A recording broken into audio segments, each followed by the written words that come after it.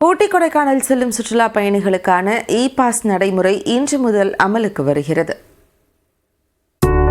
பிரபல சுற்றுலா தலமான ஊட்டி கொடைக்கானலுக்கு செல்வோரின் வருகையை முறைப்படுத்தும் நோக்கில் சுற்றுலா பயணிகளின் விவரங்கள், வாகன எண், தங்குமிடம் உள்ளிட்டவற்றை அடையாளப்படுத்தி இ-பாஸ் நடைமுறையை கொண்டுவர சென்னை உயர்நீதிமன்றம் உத்தரவிட்டது.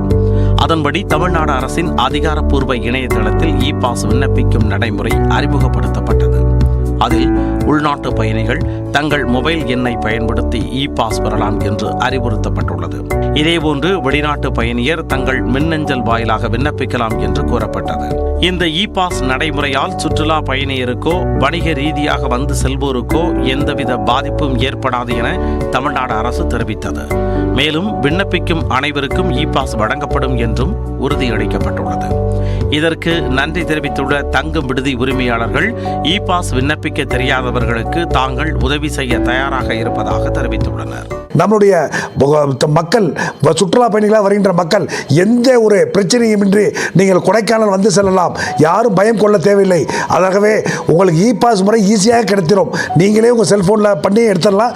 அப்படியே உங்களுக்கு எடுக்க தெரியலனா கூட நீங்கள் தங்க போகிற ஹோட்டல் விடுதியோ நீங்கள் போகிற காரோ எதுலையாவது அவங்க நண்பர்கிட்ட சொன்னீங்கன்னா நாங்களே போட்டு கொடுத்துருவோம். அதனால் வாருங்கள் கொடைக்கானலுக்கு. கொடைக்கானல் மக்கள், இந்த கொடைக்கானல் மலையின் இளவரசி உங்கள் வருகைக்காக காத்து கொண்டிருக்கிறது. இந்நிலையில் நேற்று மாலை நிலவரப்படி கொடைக்கானலுக்கு சுற்றுலா வருவதற்கு 3,61,000 பேர் இ-பாஸ் பெற்றுள்ளனர். இதில் 15,945 வாகனங்கள் அனுமதி பெற்றுள்ளன. இதேபோன்று உதகைக்கு சுற்றுலா செல்ல 2,78,000 பேர் இ-பாஸ் பெற்றுள்ளனர். 21,446 வாகனங்களுக்கும் அனுமதி வழங்கப்பட்டுள்ளது.